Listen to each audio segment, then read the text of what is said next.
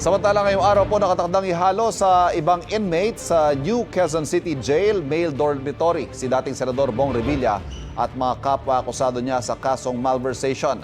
Hiling naman ng mga kapwa-akusado ni Revilla huwag silang isama sa dating senador. Narito ang unang balita ng kasama natin si Mariz Umali. Isang linggo mula nang sumuko si dating Senador Bong Revilla sa Camp Crame matapos lumabas ang arrest warrant para sa kasong malversation dahil sa 92.8 million peso Ghost Flood Control Project sa Pandi, Bulacan. Mula nitong Martes, nakakulong siya sa New Quezon City Jail Male Dormitory, gayon din ang 4 sa 6 na kapwa-akusado niya. Nakatakda na silang ihalo sa ibang preso matapos ang 7 araw na medical quarantine. Wala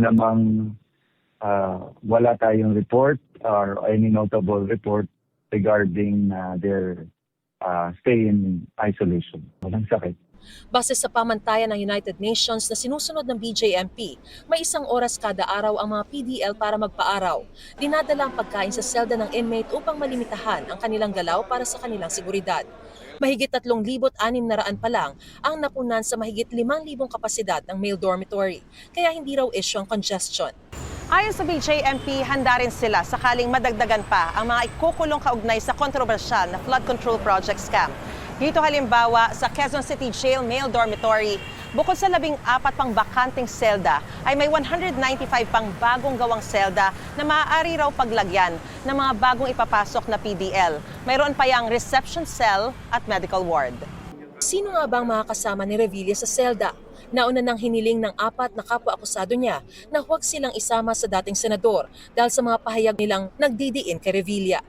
Definitely not with the 4 because of the previous request and may merit naman ng request nila considering the nature of their case kung individually. Pero may possibility pa siyang masama dun sa 7 nauna na kinulong dito noong October. Yes, it's possible po. Hindi naman sila magka-co-accused. Definitely may mga kasama siyang siyam. Yes, that's the instruction po. Ang 7 tinutukoy ni BJMP spokesman J. Rex Bustinera na pwedeng makasama ni Revilla sa selda ay kabilang sa mga akusado sa 289 million peso substandard flood control project sa Nauhan Oriental, Mindoro. Nagpapatuloy ang mga pagdinig para sa petisyon ng mga akusado na magpiyansa sa non-bailable na kasong malversation. Pinaghahanap pa rin ang kapwa-akusado nilang si dating Congressman Zaldico at 6 na iba pa, kabilang ang 5 opisyal ng SunWest. Ito ang unang balita. Mariz Umali para sa GMA Integrated News. Kapuso, huwag magpapahuli sa latest news and updates. Mag-iuna ka sa balita at mag-subscribe sa YouTube channel ng GMA Integrated News.